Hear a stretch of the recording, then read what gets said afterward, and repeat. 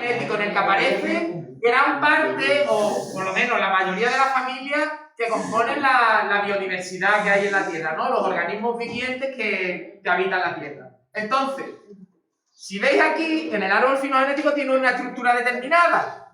Empieza por organismos muy simples y se van ramificando desde organismos simples hasta organismos cada vez más complejos, con pequeñas variaciones que se van produciendo a través del tiempo. Es verdad que han pasado millones de años desde que se originaron los primeros organismos vivientes, que eran pequeños procariotas, organismos unicelulares que no tenían núcleo, pero que tenían su ADN, pero esas pequeñas variaciones han ido convirtiendo esos organismos unicelulares y simples en organismos más complejos. Entonces tenemos varias pruebas de la evolución y las hemos seleccionado por puntos, diferentes puntos con diferentes colores. El primero que tenemos, que le tocará a alguien, ¿a quién le toca anatomía comparada órganos homólogos? Ahí, a Roberto Pinteño. No grabe a los amigos. No tope el vídeo. No. Entonces tenemos órganos homólogos.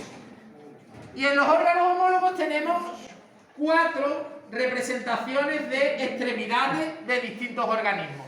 Todos, si observamos las extremidades, si nos acercamos aquí, vemos como todas las extremidades están muy emparentadas. Todas tienen un húmero, un radio y unos metatarsianos. Pero si nos fijamos en las 3 primeras, que aquí pone humano, ballena y perro, vemos como tienen todos, incluidos los pájaros, tienen todos los huesos anteriores a lo que en el humano es la mano, todos iguales, aunque unos lo tienen de una manera y otros de otra, ¿no? Pero sin embargo, los metatarsianos, los 6 metatarsianos que hay, los huesos en amarillo, solo aparecen en estos 3. Entonces, la actividad te dice cuáles son las extremidades que más se parecen. Fíjate en la forma y en el número de metacarpianos, metacarpianos, que son los huesos amarillos. Y si nos fijamos, como he dicho, los 3 primeros sí tienen. Sin embargo, el pájaro solo tiene 2. Entonces, lo que te dice es, observa el árbol filogenético y mide con la regla la distancia entre ellos. ¿Cuál es el más alejado con respecto a todos los demás y por qué? Entonces, el ser humano, nos venimos aquí, está el ser humano. La ballena o los cetáceos están aquí. El perro no aparece, pero está... Venga, déjate de problema. Los perros están por aquí. Y los pájaros están aquí. Si os fijáis... Venga, Álvaro, por favor, Ya está, dejad de hacer tonto, que lo estoy haciendo por ustedes, Guille. Si no, esto es poner y buscar a la vida.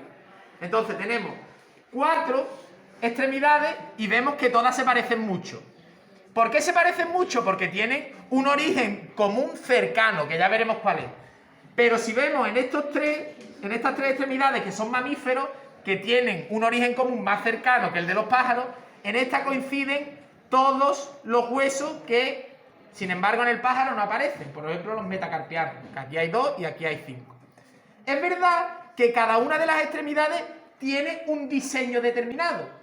Y ese diseño determinado que tienen está adaptado al medio ambiente donde viven. Aunque todos proceden del mismo origen, porque es obvio que todos tienen los mismos huesos, se han ido adaptando a los diferentes ambientes que hay en la Tierra. Por ejemplo, un perro es un cuadrúpedo, anda a 4 patas y entonces para correr necesita esta distribución, este diseño de huesos. Sin embargo, la ballena vive en el mar y necesita una estructura que amplíe la superficie para poder nadar. Y en el caso de los humanos, pues tienen un dedo ponible y unas manos libres que les permiten manipular y eso les ha ayudado a desarrollar el cerebro, etc. En el caso del pájaro, si lo medimos con una regla, que es la actividad que tenemos que hacer, vemos que todos están aquí muy cercanos.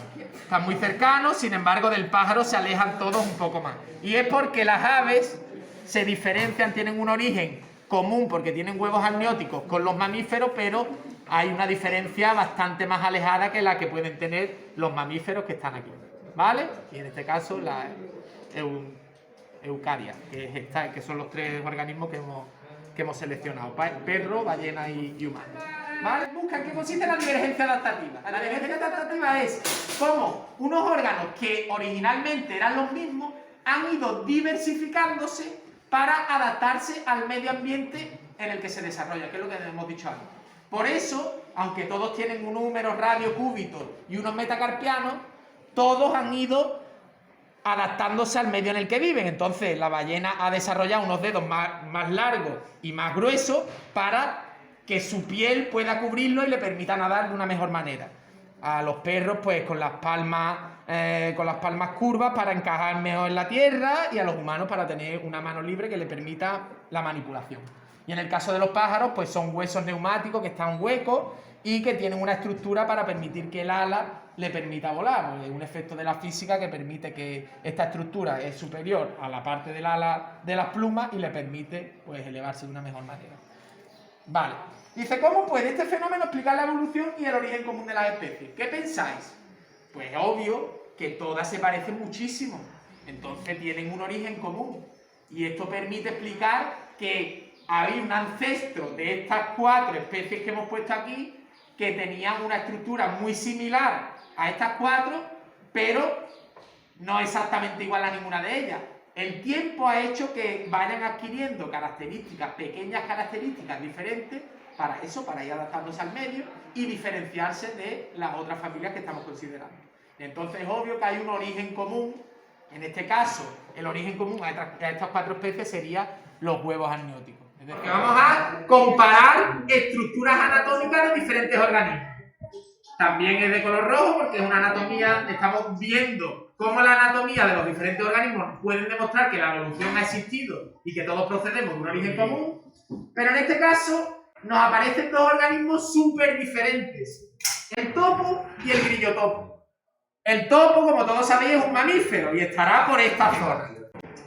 Sin embargo, el grillotopo es un insecto y entonces los insectos están en los artrópodos por esta zona.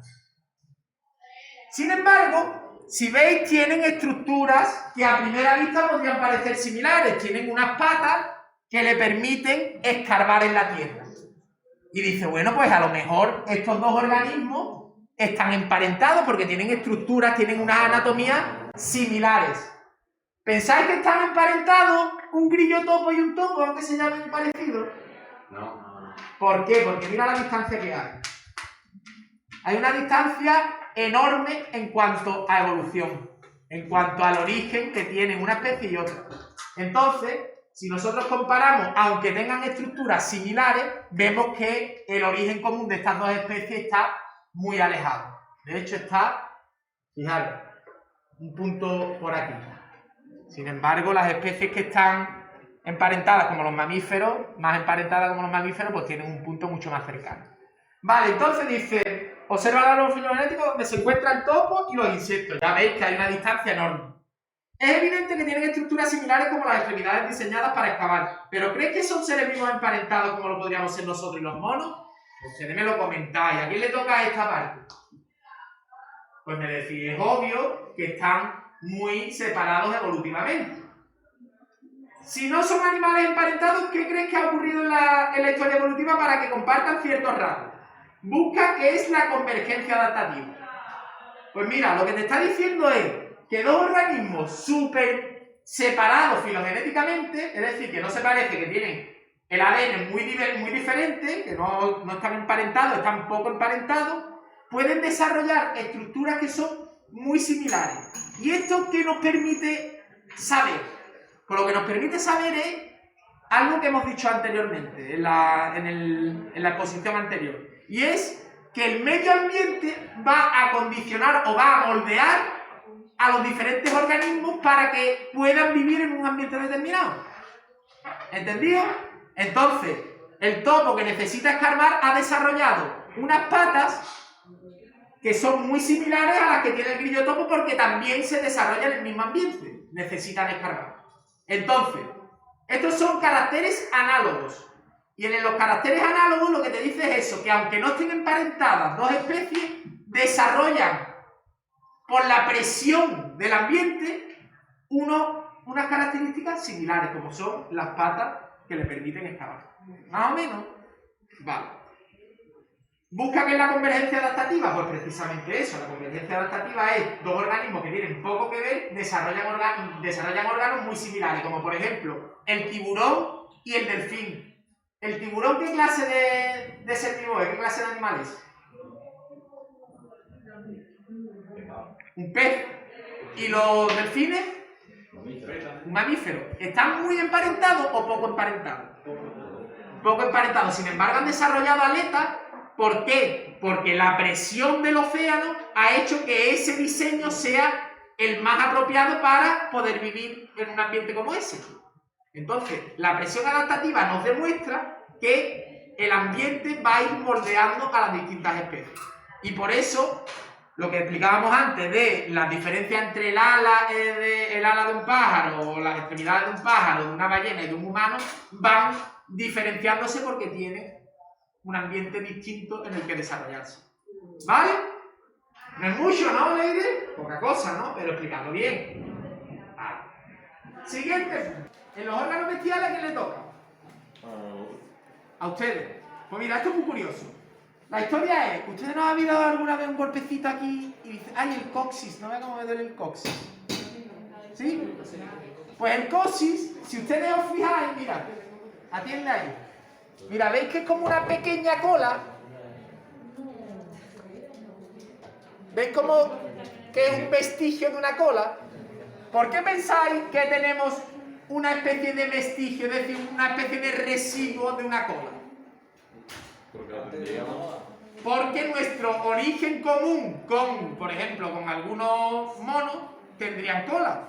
Pero nosotros, como hemos ido desarrollando en un ambiente en el que no era necesario, desde que bajamos de los árboles ya no era necesaria una cola, pues ha ido reduciéndose por la presión del ambiente. Ya no era necesario y se ha ido reduciendo con el paso de los años y los años a un mínimo que es el coxis.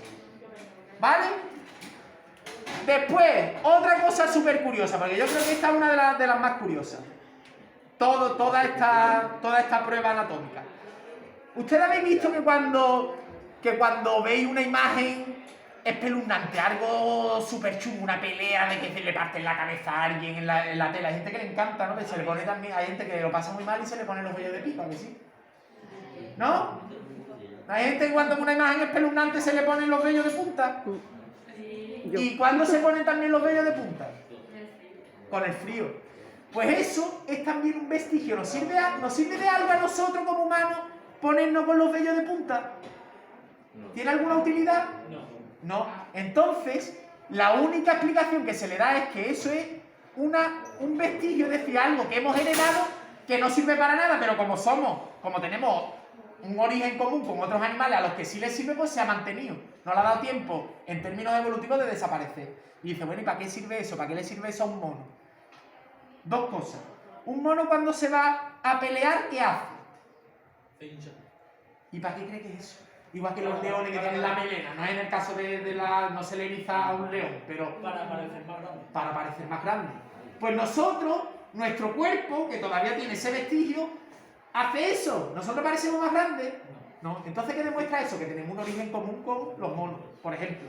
Y también cuando tenemos frío, de repente, ¡pum!, se te pone todos los vellos de pico. Y dices, bueno, ¿y es un mono de qué le sirve? Porque los monos tienen mucho más pelo.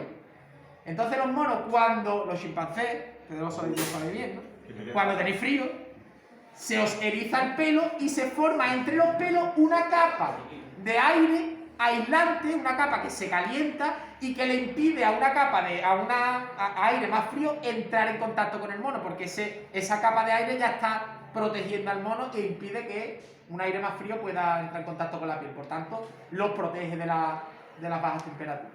¿Vale? Órgano vestigial. ¿Qué nos explica esto? Origen común con otras especies. Y que la evolución ha ido reduciéndolos, pero que todavía se mantiene porque no le ha dado tiempo, etc. Vale, dice, otra. ¿Ustedes no habéis visto que tenemos una especie, o mucha gente tiene una especie de protuberancia aquí en la oreja? Hay gente que tiene protuberancia en la oreja, pero lo más curioso no es eso. Lo más curioso es gente que es capaz de mover la oreja. ¿Alguien que pueda mover la oreja aquí? A ver. Solo grábale la oreja nada más. No, si es un vestigio del mono, no te preocupes. No, mira. ¡Oh! A ver. Vale, deja de grabarme la cara de primo, por favor.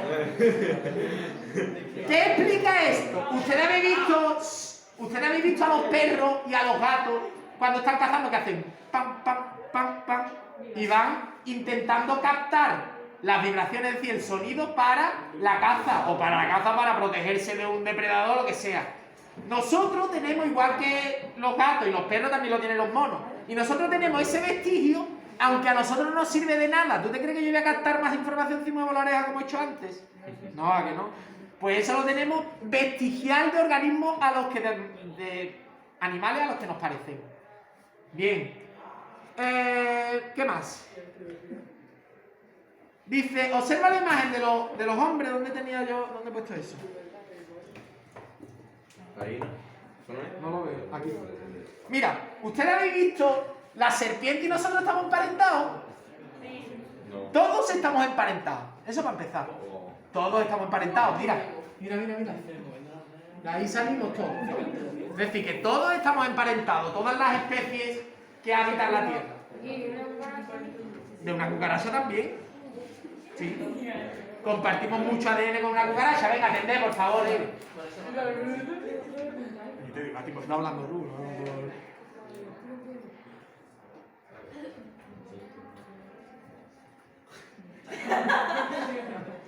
¿Qué significa eso? ¿Eso que otro vestigio?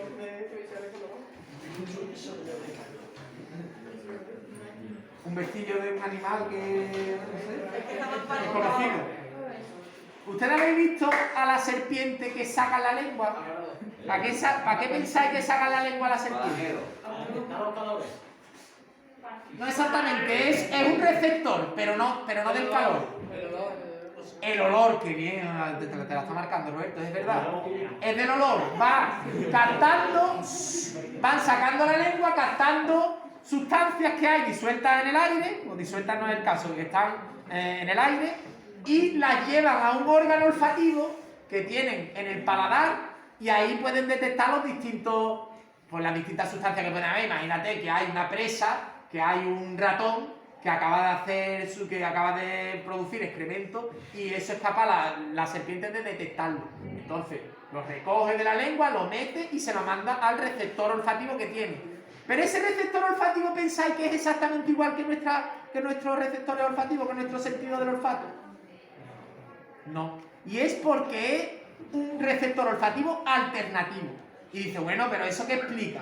Pues que resulta que además de nuestros receptores olfativos, de nuestro olfato, nosotros también tenemos esos receptores primitivos que tenía la serpiente, que están en retroceso, es decir, que se están deteriorando, que están viniendo a menos, pero todavía los mantenemos. Y aquí os pongo un ejemplo de dónde están, ¿vale? Los receptores olfativos están en esta parte y los receptores provenientes de los reptiles están en esta zona. Están mucho más reducidos que en los reptiles como la serpiente, pero existen. ¿Eso qué nos dice? ¿Qué nos explica eso, Patricia? ¿Qué nos explica eso? ¿Qué nos explica eso, alguien? Que tenemos un origen común. Guapo. Bien. Dice, ¿qué es un órgano vestigial? Pues un órgano vestigial es un órgano que se está deteriorando, no sé si es la palabra, pero que está presente en muchos organismos de los que estamos emparentados, en muchos animales a los que estamos emparentados, pero que en nosotros o no sirve de nada o están reduciéndose porque su utilidad se ha visto mermada. Ya tenemos otros órganos que nos sirven, que son alternativos, y esos se mantienen o ya no sirven de nada, y lo único que hacen es explicar que tenemos un origen común. ¿Entendido? ¿A quién le toca a este? ¿Habéis dicho? A nosotros. A ustedes. Lo podría explicar bien, ¿no? Sí. Bien. Uno menos. Uno menos, dos menos, tres menos. Otra de las pruebas de la evolución es los fósiles. Ya hemos dicho que antes de que se descubrieran fósiles, antes de la teoría de la evolución de Darwin, se pensaba que todas las especies, desde que se originó el mundo, desde que apareció la vida, eran exactamente las mismas.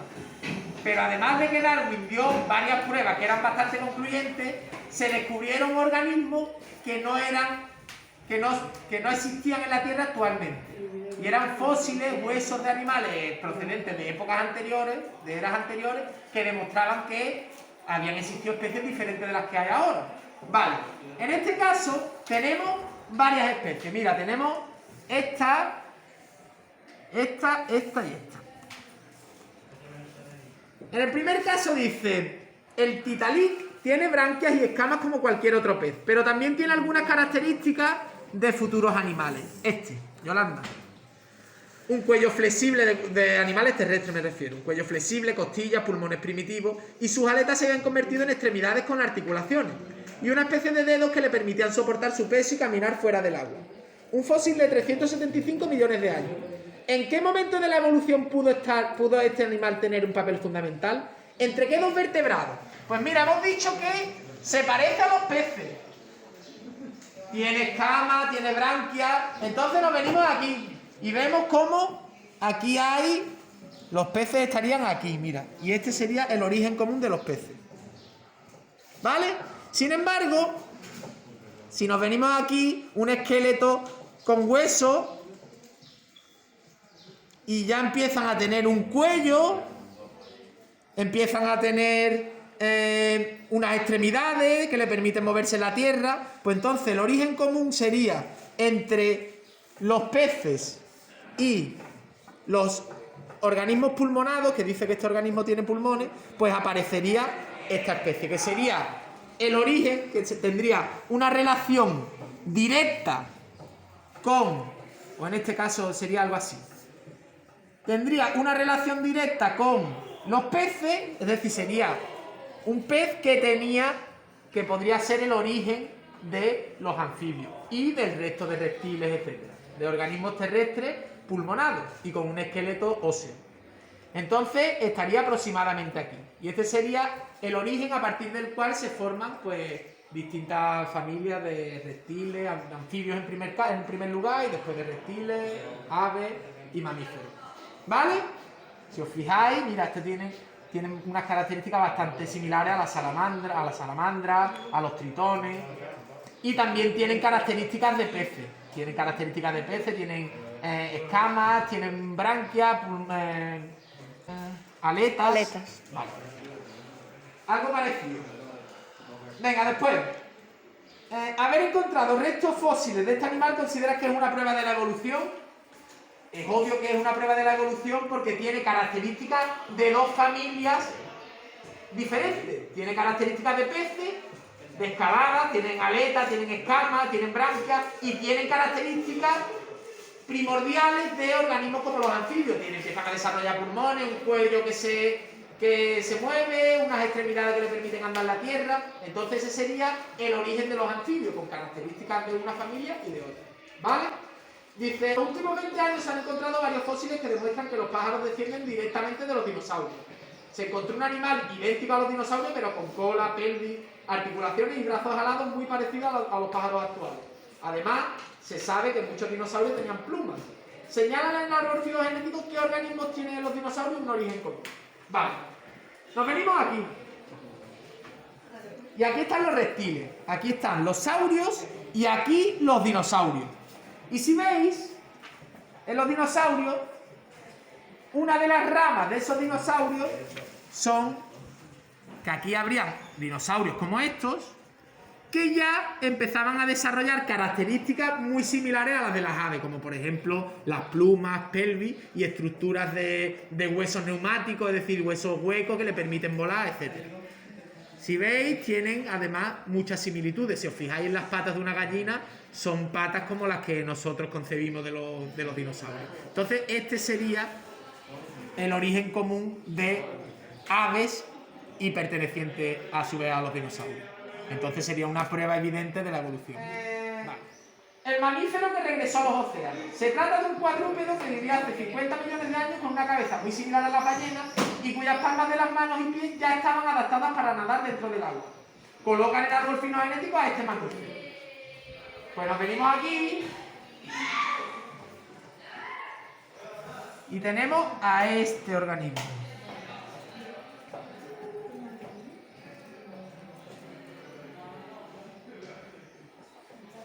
Mira, si veis, dice que los coloquemos filogenéticamente donde corresponda. Mira, si aquí esto no está muy desarrollado, este árbol filogenético, porque hay muchas especies que faltan.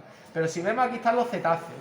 Y los cetáceos, los cetáceos en este caso, están diferenciados de los bípedos, aquí están muchos de los cuadrúpedos, como los cerdos, las vacas, las ovejas, los caballos, y estos tienen un origen común con los cetáceos. ¿Por qué? Porque tienen, parece ser, según demuestra este fósil, que organismos cuadrúpedos, o animales mamíferos cuadrúpedos, retornaron a los océanos para buscar nuevos ambientes donde desarrollarse. Entonces, el origen común de todos estos, pues sería, en este caso, aquí. Este origen que da tanto a organismos cuadrúpedos como a ballenas. Entonces estaría aproximadamente aquí. Porque aun siendo cuadrúpedo ya desarrolla características de cetáceo. ¿Vale? El Trinaxodon vivió durante el periodo del Triásico de hace 245 millones de años y es uno de los muchos ejemplos de especies con características mixtas de reptiles y mamíferos. Todavía mantenía escamas y las hembras ponían huevos, pero ya poseían los bigotes exclusivos de los mamíferos, sangre caliente y se cree que pelo corporal. Para algunos científicos representa el estadio intermedio más representativo entre dos grandes grupos. ¿Qué dos grandes grupos?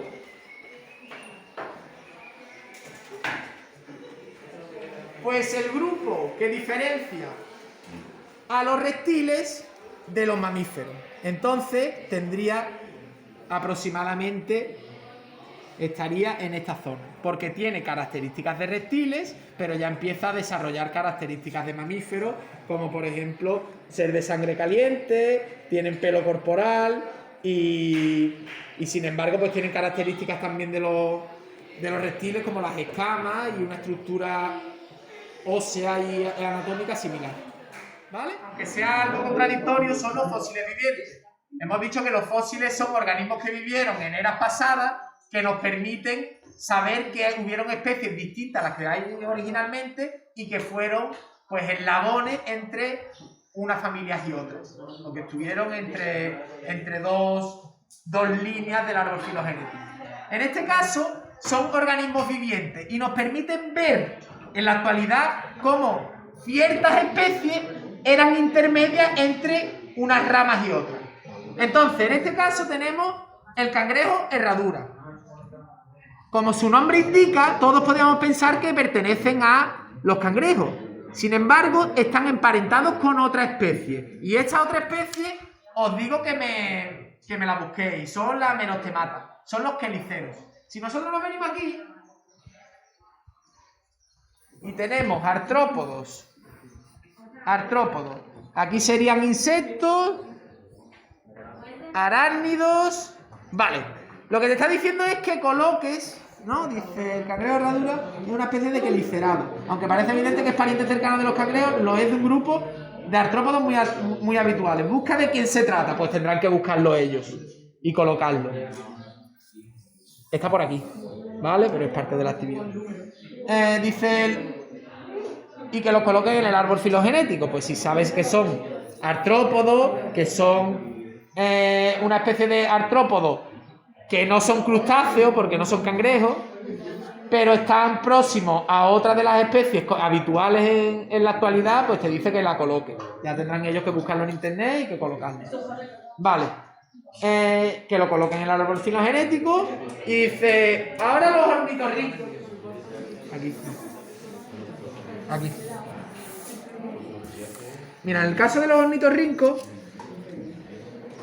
¿por qué se le considera un fósil viviente? Hemos dicho antes, precisamente hemos puesto uno de los fósiles que hemos añadido era una especie intermedia entre los reptiles y los mamíferos, con características de reptiles y también de mamíferos. Y ese parece ser el eslabón perdido entre esas dos familias. Pero también nos encontramos ahora con un mamífero que tiene pico y que pone huevos y que está viviendo actualmente. ¿Por qué se le considera un fósil viviente? Porque parece ser el eslabón perdido entre dos familias.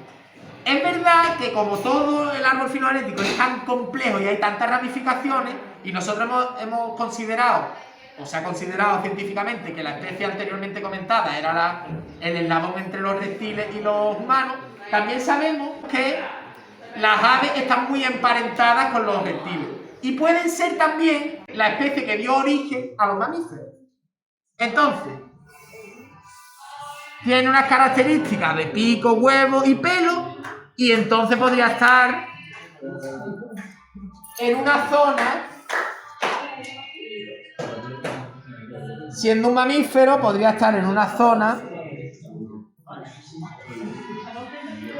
aproximadamente aquí, esta zona, que son mamíferos pero que tienen características de figura amniótica, que tienen características de reptiles o aves, pero que a su vez son mamíferos, de hecho, tienen pelo, tienen mamas y producen leche, ¿vale? Algo parecido. ¿Y qué explica por qué se considera un gran hallazgo en términos evolutivos? Porque es obvio que te demuestra que hay organismos intermedios entre dos especies, es decir, que la evolución ha ido dando pequeños pasos hasta ramificarse en todas las especies que tenemos. Han ido poco a poco adquiriendo ciertos caracteres, como por ejemplo un ave, que es obvio que tiene pico y huevo, ha ido adquiriendo características conforme pasaba el tiempo, mucho tiempo, en términos evolutivos, y ha ido adquiriendo pelo, mamas, una especie de mamas son como unos pelos que producen leche y ya tienen pues características definitivamente de mamíferos. ¿Vale? Bueno, hoy vamos a explicar pruebas embriológicas, vamos a empezar por pruebas embriológicas. Los embriones, como sabéis, son una fase, un estadio de los organismos cuando pasan de ser fecundado el óvulo, empiezan a multiplicarse las células y empiezan a desarrollarse organismos, el principio del organismo que ya empieza a adquirir una forma determinada, ya no un conjunto de células, ya ese conjunto de células empieza a diferenciarse y empieza a adquirir una forma. ¿Por qué hemos seleccionado pruebas embriológicas? Porque cuando nos fijamos, mira, si nos fijamos, Yolanda, hay embriones de muchas familias. Estamos los del pez, que sería el primero, salamandra, que serían un anfibio, tortugas, reptiles, pollo, ave, cerdo, mamífero y conejo y humano. Vaca, conejo y humano, que son todas especies de mamíferos. Si ustedes os fijáis, lo primero que te dice es que cuantas más semejanzas existan al comparar la fase de desarrollo embrionario de dos especies, más cercana será su relación filogenética. Obviamente, cuanto más se parecen, más cercanas están filogenéticamente. Sus ADN son más parecidos y tienen un origen común más próximo en el árbol filogenético. Entonces, te está diciendo que coloques cada uno de los embriones, que están un poco sosos porque no tienen color, pero que coloque cada uno de los embriones donde corresponda. El primero son los peces y los tendríamos aproximadamente aquí. El segundo son los anfibios, que si veis aquí, estos son anfibios, son salamandras, son ranas, etc. Tienen muchas similitudes, aunque se aprecian ciertas diferencias, pero son bastante parecidos. El tercero es un reptil, en este caso una tortuga, que estaría, si veis, está aquí. Este sería un pollo, que sería un ave, aproximadamente aquí. Aproximadamente, no exactamente ahí porque son pollos. Y ya empezamos con los mamíferos, que ya serían pi, que son cerdos, pues esto estaría por aquí. Aquí. Conejo y humano, pues sería aquí.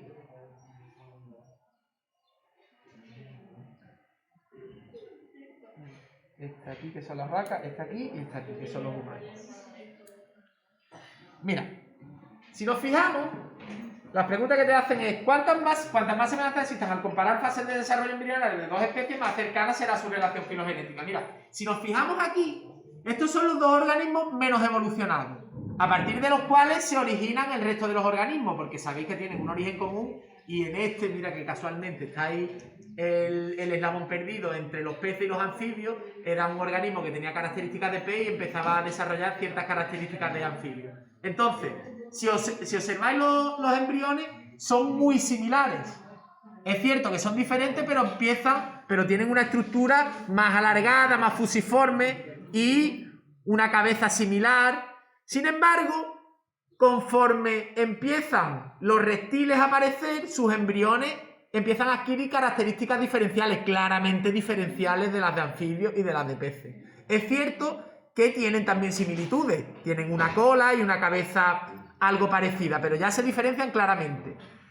Y cuando nos venimos a las aves, observamos que tienen muchas más similitudes con los reptiles, es decir, que tienen un origen común más cercano y empiezan a desarrollar una cabeza ya más característica de este sector del árbol filogenético, de todos los que se originan a partir de los reptiles.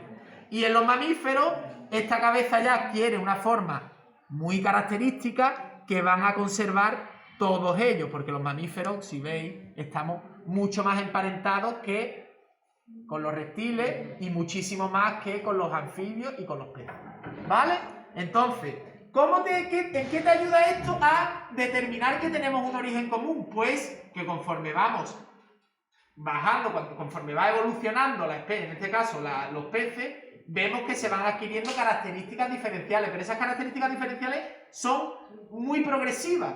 Aquí en los anfibios se parecen mucho, se van acumulando diferencias, los reptiles se parecen mucho a las aves, pero con ciertas diferencias, y van diferenciándose un poquito más en mamíferos que tienen unas características ya casi idénticas. Sería muy difícil diferenciar entre uno y otro, a no ser que seas un experto, que yo no lo soy.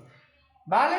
Entonces algo parecido a lo que quiero que hagáis, que los pongáis en su posición y que mostréis las pequeñas diferencias que muestran cuando son dos familias muy cercanas y las que se van adquiriendo conforme van diferenciándose unas de otras.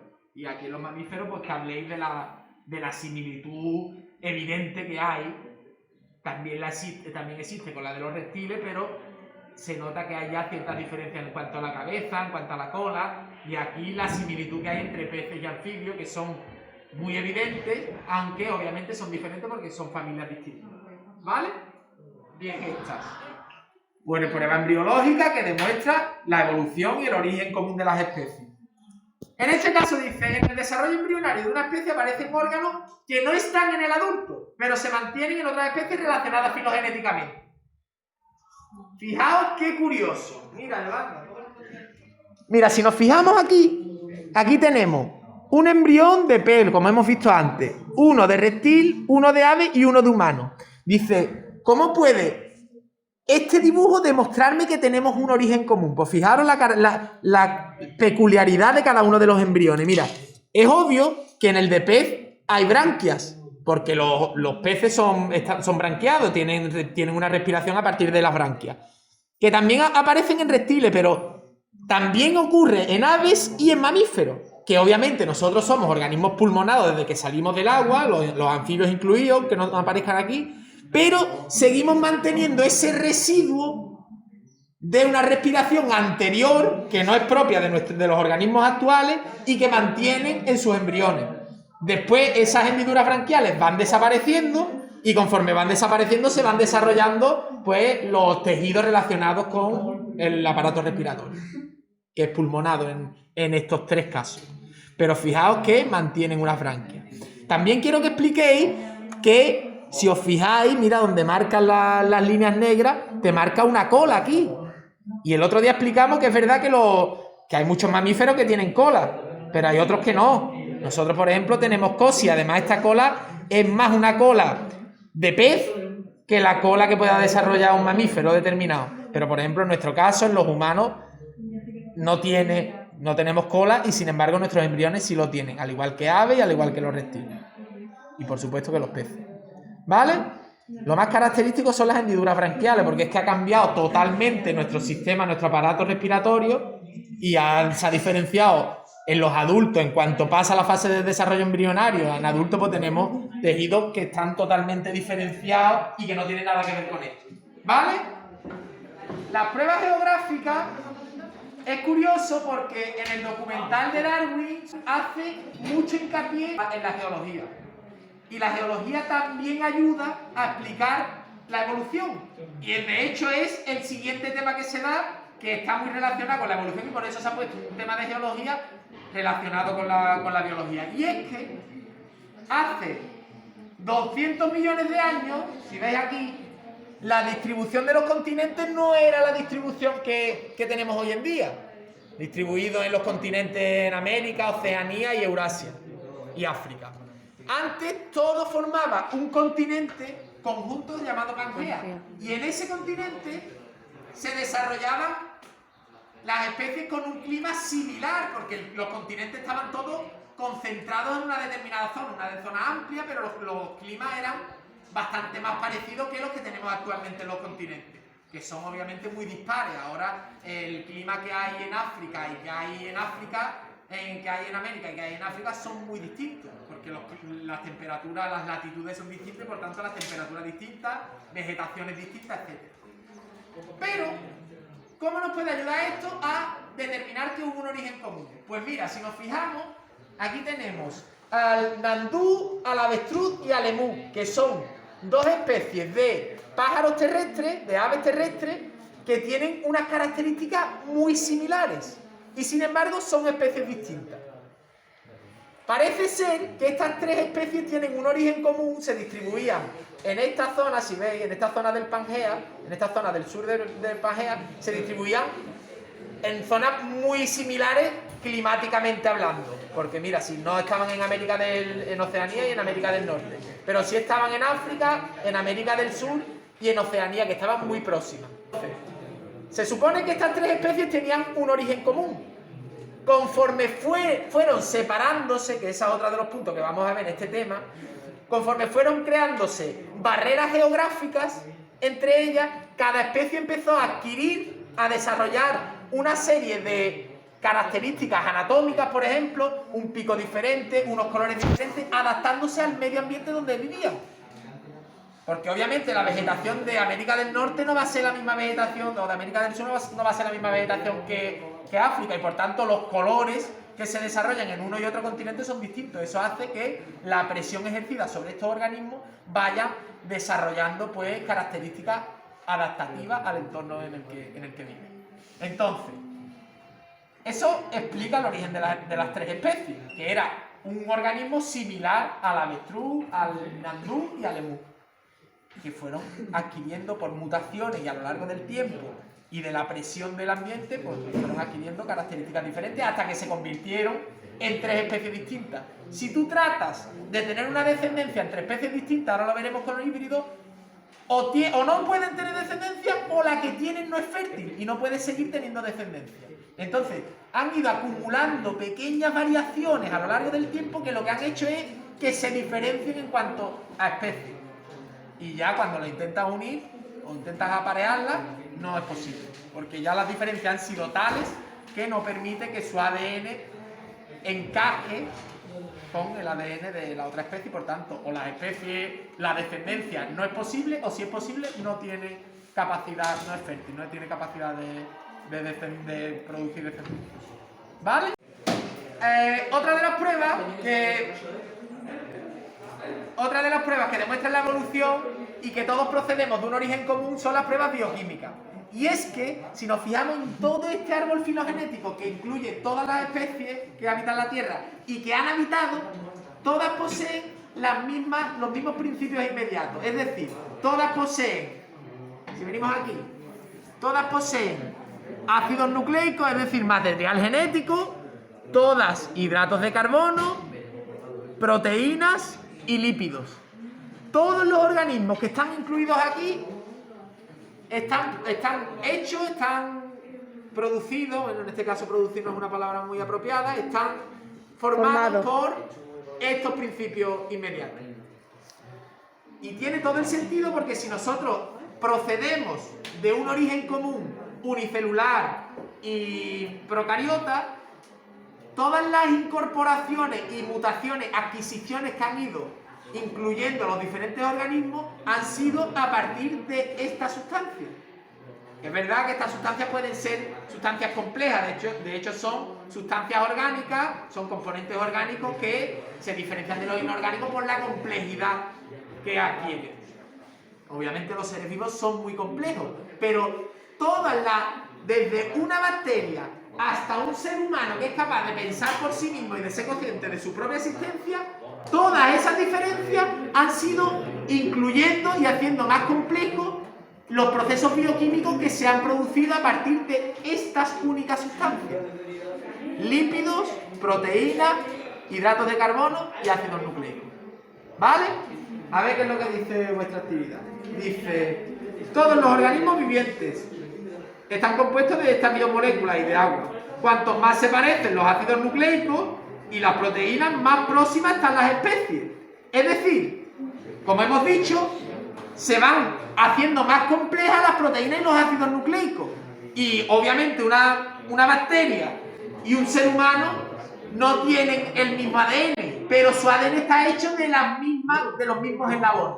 Todos están hechos de nucleótidos, pero la complejidad del ADN del ser humano, obviamente, al estar tan diferenciado, ha ido adquiriendo una complejidad mayor, al igual que sus proteínas. Y aquí os pongo un ejemplo que quiero que comentéis. Dice: una proteína fundamental en producir energía en las mitocondrias es el citocromo C. Ustedes sabéis que las mitocondrias son los orgánulos encargados de producir energía, ¿no? De fabricar ATP. Pues una de las proteínas de membrana que se encarga, que ayuda a la producción de energía, es el citocromo C. Dice: en humanos y en chimpancés, es decir, aquí, aunque esto es un orangután, humanos y simios, está formada por los mismos 104 aminoácidos y en el mismo orden. En el marco solo difiere el del ser humano en un aminoácido. De esos 104 solo difiere en un aminoácido, esa proteína. En el macaco solo difiere del ser humano en un aminoácido y el del perro en 11 aminoácidos. El perro, que estaría por aquí, aquí está el perro y aquí los seres humanos, pues diferiría solo en 11. Y del atún en 21. Del atún, que es un pez, pues diferiría en 21. Localiza las especies en el árbol filogenético y señala la distancia entre ellas. Aquí es verdad que no hay perros, pero si mira, dogs, cats. Los perros estarían aquí y los seres humanos aquí. Y dice que se diferencian solo, bueno, de los chimpancés no se diferencian en ninguno. En este caso de los grandes simios, como por ejemplo el orangután. Dice que son todos iguales. Por los mismos aminoácidos y en el mismo orden. O sea, eso me lo comentáis. Mira, tienen el citocromo C exactamente igual. Eso demuestra, Ana María, que tienen un origen común. Es que tienen proteínas iguales, que no varían en ni un solo aminoácido. Pero todas están hechas de aminoácidos. Y los aminoácidos componen las proteínas de todo el árbol filogenético, que también ayuda a explicar el origen común. Somos especies muy emparentadas y tienen proteínas iguales. Conforme nos vamos alejando, como por ejemplo al macaco, que es una especie de mono más alejado filogenéticamente que nosotros, hay un solo aminoácido que difiere. Y el del perro, 11. Hay ya diferencias de 11 aminoácidos, que son pocos con respecto a los 104 de los que están formados, pero siguen siendo muy pocos. Y el del atún, que el atún sería peces, ya hay una diferencia mayor, aunque siguen habiendo 21 aminoácidos diferentes de los 104, siguen pareciéndose mucho, y es que están próximos en el árbol filogenético. De hecho, por ejemplo, las mitocondrias no existen, o serían las mitocondrias que eran originalmente bacterias, probablemente tendrían proteínas que diferirían en muchísimos aminoácidos. Me imagino que no tienen ni citocromo C, y diferirían en muchos aminoácidos, pero aún así estarían hechos de aminoácidos. ¿Vale? Ya sabes que el ADN y las proteínas están íntimamente relacionados. Recordáis que en la traducción el ADN, en este caso el ARN, se transforma en proteína. Contiene información para hacer a un ser vivo, determinando por tanto si difiere mucho el ADN con la de otras especies. ¿Qué significará? ¿Qué significará que tengan ADN muy diferentes con respecto a las proteínas? Que es el ejemplo que hemos puesto. Que está más lejos. Que está más lejos. Que está más lejos, y si está más lejos y su ADN es más diferente, producirá proteínas cada vez más diferentes. Si tú te fijas, un chimpancé y un ser humano comparten el 99% del ADN. Pues lo que te está diciendo aquí, que la proteína del citocromo C es que son exactamente iguales. Ese 1% no es precisamente el ADN que produce la proteína del citocromo. ¿Entendido? Y al igual que muchas otras proteínas que serán exactamente iguales que las de los chimpancés. Pero hay pequeñas variaciones en ese 1%, porque el ADN es muy extenso. Y un 1% puede significar mucho ADN, pero con respecto a otros organismos, pues las diferencias son mínimas. ¿Vale? Algo así. Mira, por último, es algo muy curioso, mira. Sugiero a mis alumnos que atiendan porque es algo súper curioso. Ay, me ha salido el ligre, ¿no? Bueno, da igual. Lo que me hizo... Mira, ustedes sabéis que hay especies, ustedes están muy familiarizados con los mulos, ¿a que sí? Una mula, ¿no? Una mula y un buey del Belén, ¿no? Del portal de Belén. Ustedes sabéis que los mulos son especies híbridas. ¿Eso qué? Pues las especies híbridas son especies. No se les puede llamar especies, son organismos que nacen de la mezcla de dos especies diferentes. Ah, vale. Y los mulos son la descendencia de un caballo y un burro. ¿Pero qué características tienen estos híbridos? Pues la característica que tienen los híbridos es que no pueden tener descendencia. Es decir, el burro y el caballo son tan similares, que son capaces de tener una descendencia. Pero, como son especies diferentes, esa descendencia a su vez no podría tener descendencia. Y eso ocurre también con los leones. ¿Ustedes pensáis a qué especie se parecen mucho los leones? A los tigres. ¿Ustedes saben que se puede tener descendencia entre leones y tigres? ¿A que no sabían esa noticia? Pues se llama ligre o ligrón, depende de si la hembra es león, leona y el macho tigre o viceversa. Entonces, hay también otra, mira, esta es un híbrido de cebra y caballo, el cebroide, y este es un híbrido de camello y llama. Todos tienen la característica de no ser fértiles. ¿Cómo nos ayuda eso a explicar el origen común de las especies? Pues obvio, dos especies muy emparentadas a las que las separan pequeñas variaciones, muy pequeñas variaciones que suelen estar determinadas por los distintos ambientes donde han vivido, que han conseguido diferenciarse tanto que ya no son la misma especie y no pueden tener descendencia, o en este caso, tenerla y no ser fértil, demuestra que la evolución actúa a pasos muy pequeños y va adquiriendo características que, conforme pensamos en un tiempo mucho más amplio, son significativas, pero que van siendo tan pequeñas que son a veces inapreciables. Entonces, estas tres especies de híbridos nos demuestran que todos tenemos un origen común. Obviamente el camello y la llama tienen un origen común que sería muy similar a esto. El mulo tendría un origen común, el burro y los caballos tendrían un origen común que podría ser algo similar a esto, algo similar seguro, igual que similar a los caballos y a los burros. Los cebroides, al igual que los grandes felinos como el tigre y el león, tendrían un origen común que sería muy parecido a ambos, pero no sería ni tigre ni león. ¿Vale? Dice, aunque una de las características de las especies es que solo pueden tener descendencia entre miembros de la misma especie, como he dicho, en ocasiones ocurre que dos especies muy emparentadas, muy próximas en el árbol filogenético, vamos a buscarlas. Bueno, aquí no aparecen los caballos, pero si encontrásemos caballos, mira, horses, si encontrásemos caballos, mira, aquí aparece horses y te marca una cebra, porque están, esto se tendría que ramificar más, pero las cebras del caballo estarían muy próximas. De hecho, aquí en este árbol filogenético la marcan como una misma familia, porque lo son. Los camélidos, vamos a buscarlo. A ver si aparece. Yo creo que estará por aquí. Los camellos y las llamas pues estarían muy próximos, y los leones y los tigres, big cats, que serían aquí los tigres, y los leones pues estarían incluidos en la gran familia de los felinos. ¿Vale? No tengo fácil. Se supone, Javi, que ustedes tenéis en la actividad que determinar a qué dos especies, la descendencia de qué dos especies son cada uno de los híbridos que os hemos puesto. ¿Tú qué dirías, Javi, que este es un híbrido de qué? ¿A qué se parece? Un caballo. ¿A un caballo y qué más? Y un pony. A un burro. ¿Y esta? Una cebra ¿Y qué más? y un caballo. Y un caballo. ¿Y esto? ¿A qué se parece? camello. Y a una llama. Muy bien. ¿Vale? Lo tendréis que identificar. Entonces lo identificáis y marcáis, aunque aquí no aparezca, vais marcando la similitud de la proximidad del árbol filogenético que demuestra el origen común. Que esas dos especies han tenido un origen común muy próximo. Es que incluso ni aparece en el árbol filogenético, porque esto se debería de ramificar mucho más para cada una de las especies. Pero obviamente no íbamos a gastar papel, íbamos a matar 15 árboles para explicar esto, ¿no? Tú lo explicas bien y no es necesario. Dice, ¿por qué estas dos especies han podido tener descendencia? ¿Tú qué dirías, Javi? Piensa en el árbol filogenético, ¿qué pasa? Que vienen de una misma especie, ¿no?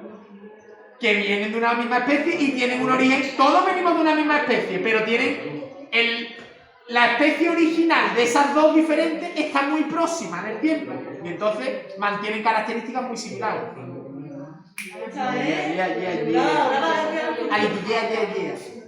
¿Por qué estas dos especies han tenido descendencia? Pues eso, ¿no? Porque están muy próximas y entonces se han diferenciado hace muy poco tiempo y las diferencias son tan pequeñas que todavía pueden tener descendencia, aunque esa descendencia, al ser dos especies diferentes, no es fértil. Bien. Busca en internet otro híbrido curioso. Pues tú, en la exposición, tú y Roberto, me vais a buscar un híbrido raro. Pero hay después en internet cosas muy raras que no son reales. Busca y investiga que sean reales. El ligre, por ejemplo, ya lo hemos dicho, busca algo raro que nos sorprenda, ¿vale?